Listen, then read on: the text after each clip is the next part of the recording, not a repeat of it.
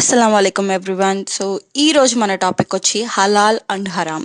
అసలు హలాల్ అంటే ఏంటి, హరామ్ అంటే ఏంటి, నేను క్లియర్గా ఎక్స్ప్లెయిన్ చేస్తున్నాను. ఈ వీడియో అయితే ప్రతి ఒక్కరి కోసం, ఎవరైతే ఇంట్రెస్ట్గా తెలుసుకోవాలనుకుంటున్నారో, కొంతమంది ముస్లిమ్స్లోనే వాళ్ళకి ఇంకా క్లియర్గా తెలియదు అనమాట. సో వాళ్ళ కోసం కూడా ప్లీజ్ మీకు కనుక ఈ వీడియో నచ్చితే షేర్ చేసి ఫాలో చేయండి. సో హలాల్ అంటే ఒక అరబిక్ పదం. దీని అర్థం ఇస్లాంలో అనుమతించదగినది లేదా చట్టబద్ధమైనది, ధర్మబద్ధమైనది. ఇది షరియా అనగా ఇస్లామిక్ చట్టం అన్నమాట.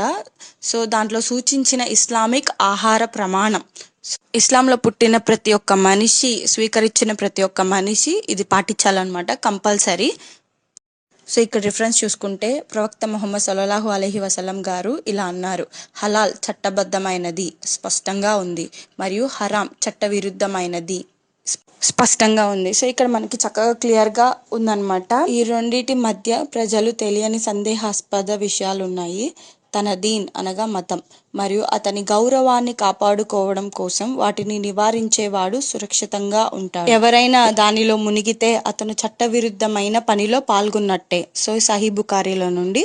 కావాలంటే రిఫరెన్స్ అని కామెంట్ చేయండి, నేను ఫార్వర్డ్ చేస్తాను. Thanks for watching and please share.